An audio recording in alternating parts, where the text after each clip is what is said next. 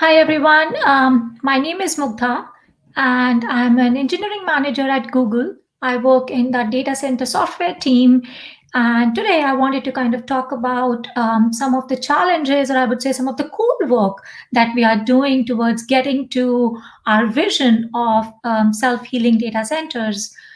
So having said that, I would dive right into, giving you the details about what all are we doing on our side. So, as the name suggests, right, self healing, I think the name in itself is pretty prescriptive. It tells us about that. Google has a lot of data centers, right? So, it kind of like what we could do in a data center so that if any problem happens, the data centers could self heal. So, hardware failures, they happen every day. Imagine if we are not able to tolerate such failures, we're not able to do that, we're not able to mitigate or repair them without being present there, right? So, what we want to do is that we want to have it all driven by software. So, while Google being one of the largest data center footprints in the world, we really cannot rely on people to go there in and out and go ahead and solve and repair and mitigate issues. So, what we want to rather do is have built scalable software which can do this for us, right? So, this talk will highlight some of the very exciting problems that we are working on inside Google to ensure we can optimally operate a fleet that is growing to provide literally growing to provide exponential growth in computing capacity. So yeah, let's look at what we are doing here. So this is like, I've pulled in some of the very interesting pictures. So this I would say is a Google web search data center in 1997 at Stanford. You could see those old computers lying there, the CPUs. It evolved, and this is the Google server rack as it stands in 1999. So you could just see, right, in a matter of just 2 years or so, you could see the complexity already showing up with all of those wires hanging around. And this is how the Google data center looked in 2000. So just 1 year later, you could see it's already like so huge, right? Let's see how it looks in 2003. So a couple of data points around Google data centers, right? So the Google data center is actually it's very Google specific. It has the mechanics, the thermal, the electrical design. It's all very Google specific. It has highly customized PC class motherboards, and it has a low end storage and networking gear. We mostly, I think, we run Linux overall in all of our data centers, and it does have in-house management and application software. So pretty much our thought process behind this is that if we have fault tolerant software and we can use cheap hardware, it will result into profits. That's pretty much the mindset that we have used when we develop Google data centers. Well, this is how the Google data center looked in 2012. It's like fleets and fleets and fleets of servers, as you could see there. Awesome. Let's just do a little bit of things on what the machinery looks like here, right? So you could see there are servers, which are like CPUs, DRAMs, or disk. And all of these servers, we actually put them into a rack, something like this here. And the rack is nothing but it's dozens of servers and Ethernet switches. Then lots of these racks, we put them together, and that becomes a warehouse scale computer. So the idea is that as we are scaling from servers to racks to warehouse scale computers, obviously the operational complexity is increasing at the same rate. It's easy to debug a server, just one server. Then once it becomes a rack, you need to figure out, okay, which server in this rack is not working. The moment it becomes this scaled computer, you need to know, okay, which rack, which server in that rack, which switch, what is not working. The complexity becomes exponential. I just wanted to kind of, show you guys. This is the Google computing scale at Google, and it talks about the warehouse scale computer. As you can see it here, this is a huge one. It's our data center in Singapore.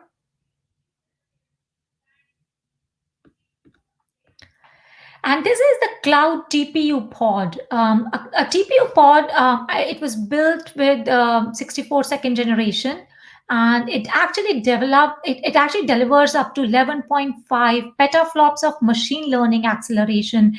So these are our pods, or I would say racks, you could say, which are very, very focused on only machine learning. And since machine learning is compute intensive, these are really some pretty complex and pretty complex and fast TPUs that we have in Google here.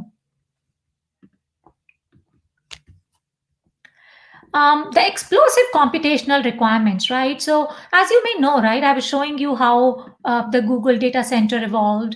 And as many of you must have already been aware of, that Google applications are growing in many dimensions. On a daily basis, we have multiple more users who are joining, you're using our products. We have much more and more data, the web pages, the videos, photos, etc. And definitely, with so many users, with a huge user database that we have, we need to stand up to the quality. So the quality needs to get better with time. It needs to be more relevant. Pretty much the data needs to be more relevant, and the response needs to be faster and faster and faster, right? And with every time, I would say that with every day, we add more applications, we add more use cases, we add more users, and hence our data centers have to stay relevant and should be able to potentially use this, like potentially be able to support this so much of data that is coming our way, so much of information that is coming our way. So this is just, the operating a fleet at Google scale. What does it really mean to us, right? So definitely, I think internet availability, or somewhere, you might have heard about terms like SLAs and SLOs. Internet availability is huge, and there are people, right? I mean, when internet is not working, the first thing we go to the Google website and we say, if Google is working, that means internet is working, right? So I think the internet availability is the core to us, and we definitely have a target of 99.6 to 99.9% of internet availability. The rate of uncorrectable DRAM errors, which again is huge, and it has to be less than 1%. Disk drive annualized failure rate, we say it could be between 2 to 4%. And then the server crashes per year, it could be 1.2 to 2 server crashes per year. Internet service running on 2000 servers. So ours is like an internet service, right? So if it is running on 2000 servers, it sees over 10 machines crashes a day. And you can imagine, like, Google definitely is not running on 2000 servers, right? It's running on a multi-million servers that we're talking about here. So you can imagine how many crashes we would be seeing that on a daily basis here. At our scale, keeping our infrastructure running, or I would say more efficiently running, is one of the most challenging technical areas at Google. Identifying and responding to faults is very critical. And definitely, like I was mentioning earlier, right, doing it manually, it's not scalable. Like, sure, we can do it. Sometimes we do it manually, right? There are issues wherein you really need a person to go in there and fix it. But we need to use automation as much as possible to enable this continued growth, the continued scale which we are on. So basically, we want to treat running this multi-million server fleet as a software problem rather than an operations problem. So we want to build software which can identify and respond to faults as much as possible in an automatic fashion versus having people trying to figure it out and then going and doing it. Well, so now what is this self-healing data center, right? We talked about certain things. So, well, in a self-healing data center, what will happen, right? You will have some extra stuff, in the sense that you'll have a buffer of extra stuff that you will keep in handy. Some stuff that breaks. You stop using broken stuff. You continue using other stuff. Then you get the broken stuff, you get that stuff fixed, and you start using stuff again once it is fixed. But how does it really work? In an overall, while it sounds easy, yeah, sure, I'll have some extra servers. one of the server will break. I'll just move over to the other server. I'll keep fixing this broken server. Then I'll come back. It all sounds easy, but let's just see how do we really do that, right? So when it comes to handling failures, like I said, there are the three main things, right? Three main steps in handling the failures. You should be able to identify the failure. You should be able to mitigate that failure. And then there is this constant cycle of repair and remediation. So we identify the fault, then we figure out how could we mitigate the fault. Once we identify that, okay, this is what we could do to mitigate it, we go ahead and we start repairing that. And there are multiple workflows. I would say workflows is nothing but series of steps. You keep doing that in an automated fashion, and then hopefully you will end up remediating that problem. Sometimes, like I said, there are chances that we might not be able to remediate. And in those cases, you will still need a human to go in to fix the problem in the data center. So how does all of this work now, right? So if you see this diagram, we talk about two major layers. We have something known as collection and we have something known as storage. So like I was saying, right, there are so many devices in these data centers, and we collect the data, the health data, which is reported by these devices. Again, it's not just in one data center. All the data centers, all the devices in all the data centers, they send this health data via telemetry to some of these blocks here, like you say, collector A, collector S. So we have written an infrastructure, a collector infrastructure, which gathers or collects this health data on a periodic basis. Then it goes ahead and it stores this data in a storage layer. And now, once we have all of this data, we could use this data to identify some component level and some host level failures. Now, key challenges, right? What could be the key challenges in identifying this, right? So, first of all, diagnosing an infrequent problem is very hard. It happens sometimes, but then it doesn't happen. We don't know when will it happen again. So it requires a lots of machines and a great monitoring infrastructure. And I'm saying great, it's not just via the size. Definitely size always comes along when we're talking about the fleet for Google. But I think it's more so from the fact that if a failure may or may not happen or just happens very infrequently, you need to be able to collect appropriate data to identify, okay, what the failure was all about. We should be able to need to balance multiple factors like time to detection versus confidence in detection. Like sometimes it happens, right, that the error happened once, and you want to maybe like it's just some error that happened, and then the machine came back, and then maybe it happened again, and then again it came back. So we need to know that when to really say that, okay, this machine or this server or this device is now defective, versus the amount of time we take in figuring it out. Sometimes the longer the amount of time you take, maybe your confidence will grow higher. And so we need to literally hit the sweet spot as to, you cannot take a lot of time. At the same time, you cannot detect everything very quickly and then come up with these so many of false positives, right? Like similarly, false positives versus false negatives, we're kind of talking about that, right? You don't want to leave bad devices serving, but also do not want to flag good devices, because some devices which you may think are bad may be good, or maybe just went bad for a millisecond. So you need to be really optimal in figuring out the right sweet spot to balance this whole thing. The second one I wanted to talk about is mitigation.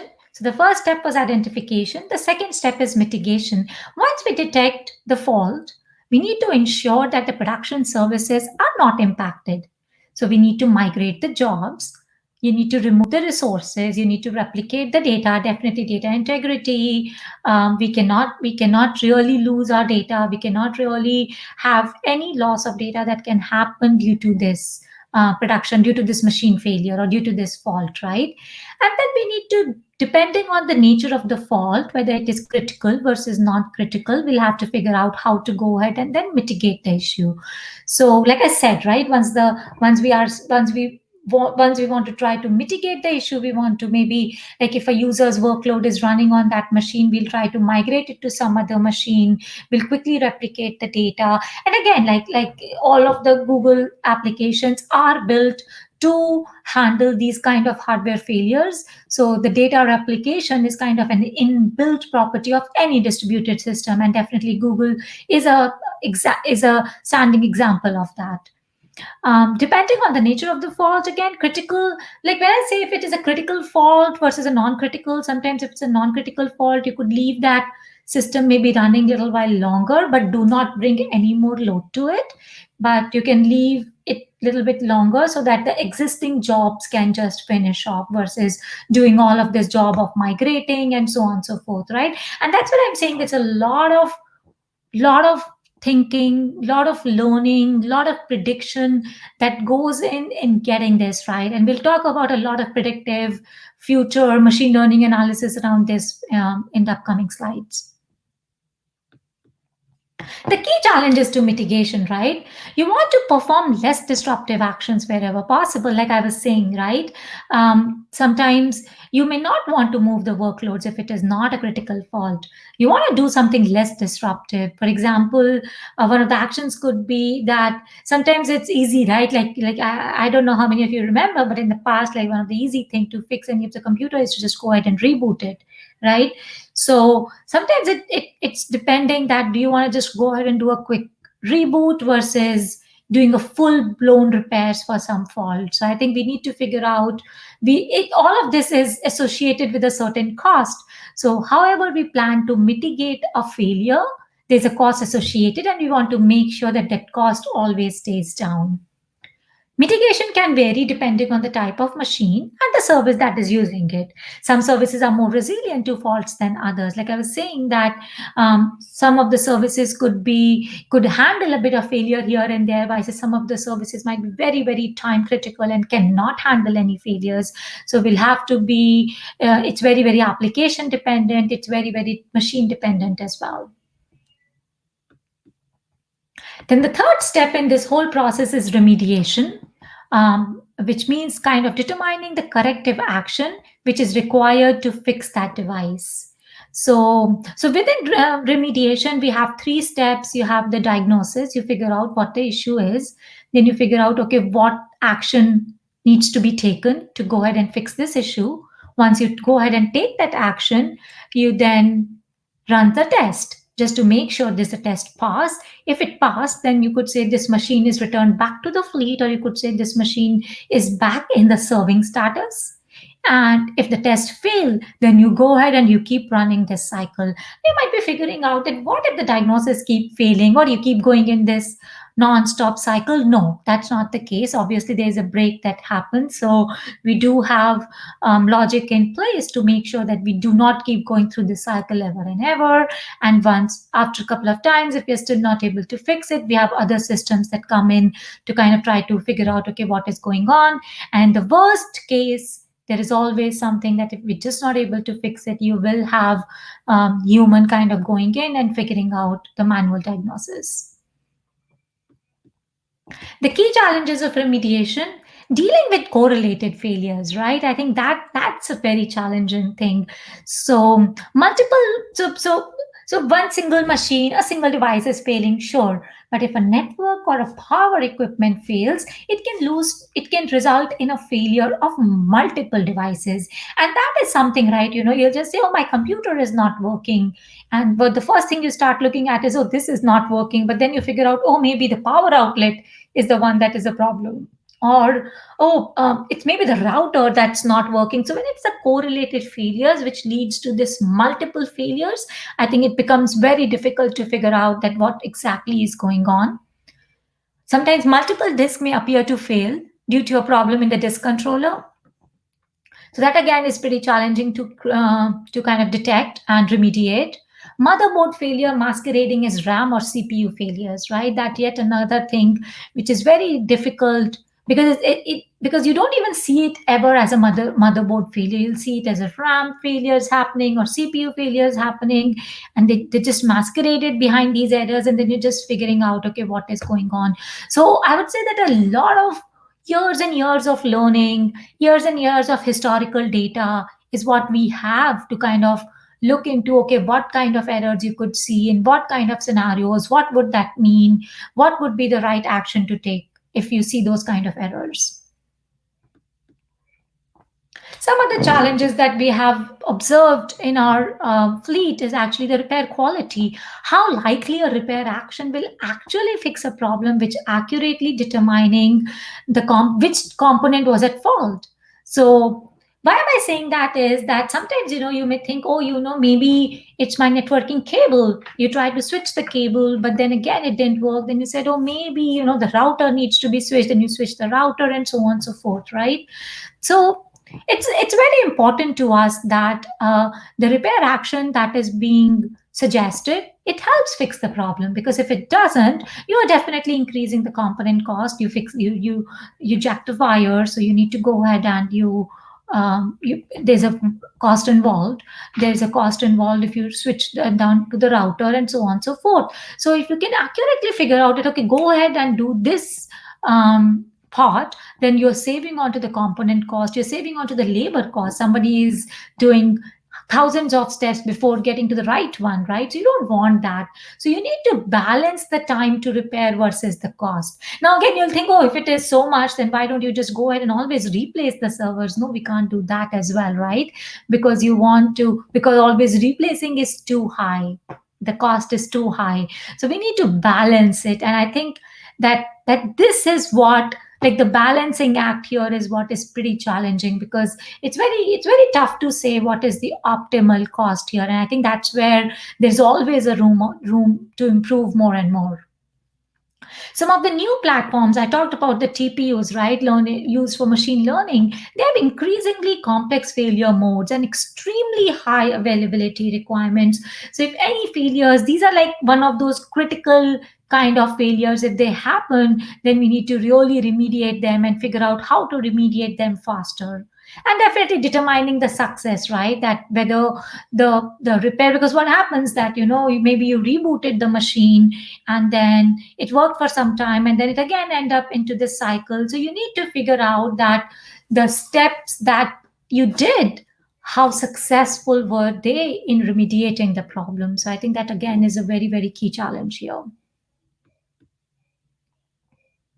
So we, like I said, right, to kind of have this information with us, we actually collect and store the data at each step of the process. We store the data when we identify the problem, when we mitigate the problem, and similarly when we remediate the problem. So we have so much of data that we gather, that we collect, and then we store. So what happens if we add all this repair and life cycle data to the health storage system that we mentioned earlier? This was the system I was talking about, right? So in addition to all the health data that we are collecting, we also add all of this life cycle data also into this system that we're talking about. So it's like a big data system right there. Isn't that a lot of data? Absolutely, yes. We store all kind of health and life cycle data from every Google device in every data center. This data is stored as a time series in a scalable repository where it can be used for various kinds of analysis. And yes, you are right. It indeed is a data miner's paradise.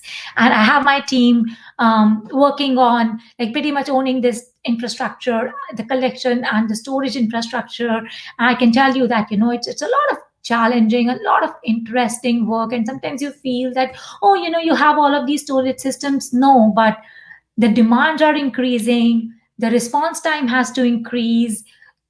You have to be able to slice and dice this data into various different dimensions. It's a lot of data, a lot of good challenges involved in there. So I think this is just a failure rate of a certain component. How do we automatically detect the issues? So we're just trying to show that starting from 2017, so on until 2018, for a particular component, you can actually see how the failure rate of that component was. So it just kind of shows you how the time series data, how that analysis we store, just depicting a graph here. And then this is the part mortality models. So mortality is fraction of population that fails by the time it gets to its age. So more so, like when we know the parts, right? I think we can know that what is their mortality rate, how does that look like, and so you can predict a lot of things, right? Like if you know when a certain part was replaced, if that part has an age of, let's say, 1,000 days or something, you will know when possibly it needs to be replaced again. So we use this data to do multiple things, right? To compute the part mortality, to automatically detect the issues, to see how a particular part has been performing, to compute the machine time, which is unavailable each day. We have all of this data: how many parts fail, how many machines are failing. We could literally compute that how much of a machine time was not available for a particular day. And we can use this historical data to train models for hardware health. And this is all possible because it's possible because of the scale, and obviously because of the amount of data that we have here. And once we have all of this data, you can definitely translate it to a significant business impact. Like you could really see what we could do to like it, in the sense that once you have this data, you could really figure out that what changes you might want to do in your internal processes to make sure that you are able to get the right dollar value out of it, right? Some of the things that how we use this data in the machine learning is also something known as smart part reuse, which means that, like I said, right, there are parts that fail, and then we go ahead and we swap those parts. What happened to the old part? You cannot just keep throwing those parts, right? So we do have a way to understand whether a part which is swapped out can be reused later in future or not. And we have all of this data, and we run ML models on that to understand that. Similarly, we can also or we also use this machine learning or this data to help us forecast some of the possible failures that may happen. For instance, like I was mentioning, if you know the part mortality rates, you know that so many parts are about to fail. You could use that data to further maybe stock up your inventory, because I have so many parts, and that's going to fail, so I need to have enough inventory at my data center to go ahead and switch or fix those parts, right? You could also use this data to forecast, to even make some of the buying decisions. For instance, let's say the batteries from a certain manufacturer or a certain supplier works better or have better quality, they stay longer in age. You can definitely make some of those kind of decisions. So this data is like very, very impactful, and we definitely use it for multiple uses. Some of them I already mentioned, but there are lots more, which I'm not covering here. So again, just some final thoughts, to kind of capture what I discussed today. So definitely, there's a lot of technology behind the self-healing data centers. And at scale, efficiency really matters, right? Because, like I said, you cannot build inefficient systems at Google scale. It has to be self. It has to be automated in such a way that it could be self-dependent, and for a data center we use the term self-healing. So yeah, I think I hope you really like this talk. And needless to mention, we are hiring from all levels, starting from L3 all the way to L7. So yeah, I hope you enjoy the event, and feel free to reach out to me at mugdha agarwal at google.com if you have any questions. Thank you.